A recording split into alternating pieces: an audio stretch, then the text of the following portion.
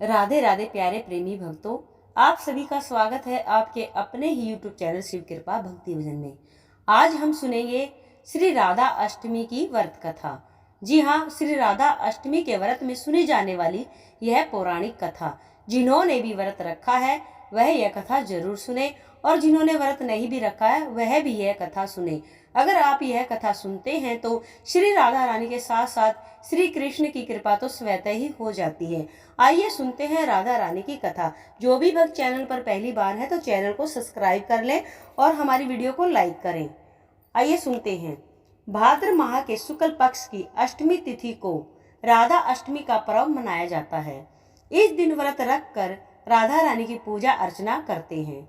जब भी भगवान कृष्ण की बात होती है तो राधा रानी का नाम जरूर लिया जाता है। मान्यताओं के अनुसार भगवान कृष्ण के जन्म से ठीक 15 दिन बाद राधा रानी का जन्म हुआ था। यही वजह है कि श्री कृष्ण जन्माष्टमी के बाद श्री राधा अष्टमी का त्योहार बड़ी धूमधाम से मनाया जाता है।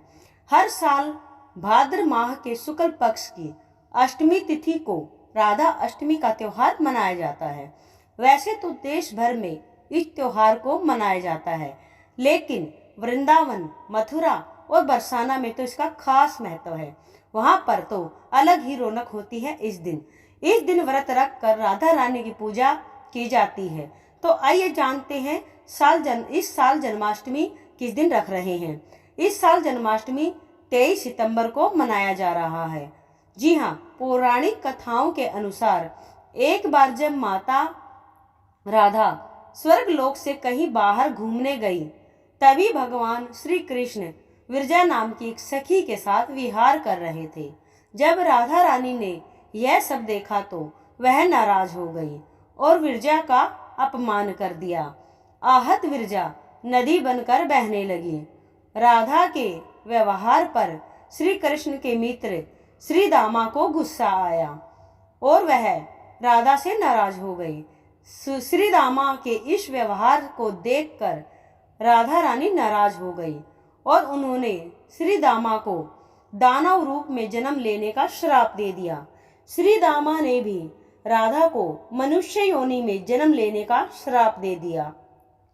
राधा जी द्वारा दिए गए श्राप की वजह से श्री दामा का जन्म शंखचूड़ दानव के रूप में हुआ था। आगे चलकर वही दानव भगवान विष्णु का परम भक्त बना, जिसका बाद में भगवान शिव ने वध किया था। दूसरी तरफ राधा रानी ने पृथ्वी पर वृषभानु के घर पुत्री के रूप में जन्म लिया था। राधा रानी का जन्म वृषभानु जी के घर तो हुआ था, लेकिन उनकी पत्नी देवी कीर्ति के गर्भ से नहीं। दरअसल असल में तो राधा रानी का जन्म एक कमल पुष्प पर प्रकाश रूप में अवतरित हुआ था। प्रकाश रूप में जन्म हुआ था। तब वह श्री वृषभानु और माँ कीर्ति को मिली। तभी से श्री राधा रानी को उनकी पुत्री कहा जाता है और वृषभानु जी को उनके माता पिता और कीर्ति को उनकी माता कहा जाता है। तो श्री दामा ने एक दूसरे को श्राप दिया।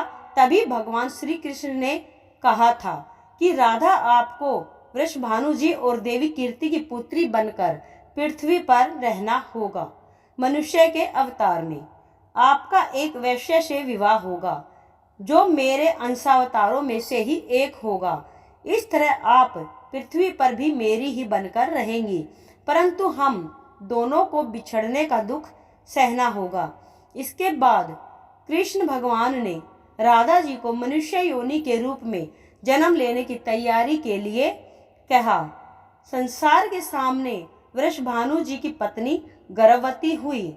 जिस तरह एक बच्चा दुनिया में आता है, ठीक वैसे ही कीर्ति माँ का भी प्रसव हुआ। लेकिन असल में राधा माता का जन्म देवी कीर्ति के गर्भ से तो हुआ ही नहीं था। वहाँ भगवान की माया से उनके गर्भ में वायु भर गई थी। देवी कीर्ति ने उसी वायु को जन्म दिया।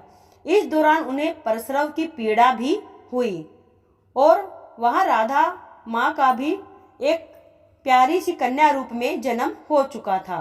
भाद्र मास के शुक्ल पक्ष की अष्टमी के दिन राधा मैया का धरती पर अवतरण हुआ था, जन्म हुआ था।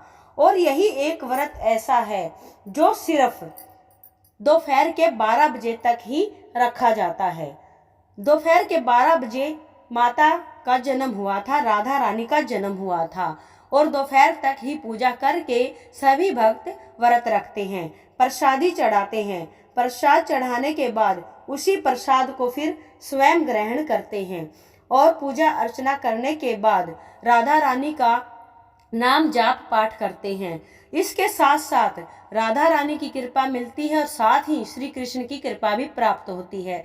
तो प्यारे भक्तों, आज की ये कहानी आपको कैसी लगी, प्लीज़ कमेंट करके हमें ज़रूर बताइएगा। और अगर हमारी वीडियो पसंद आती है तो हमारे चैनल को भी सब्सक्राइब कर दें और वीडियो को ज़्यादा से ज़्यादा शेयर करें, ताकि और भक्त भी इस कहानी का आनंद ले सके, इस व्रत में इस कहानी को सुन सके। तो आज के लिए इतना ही प्यारे भक्तों। श्री राधा रानी की कृपा आप सभी पर अपार बरसे। बोलो जय जय श्री राधे, जय जय श्री राधे।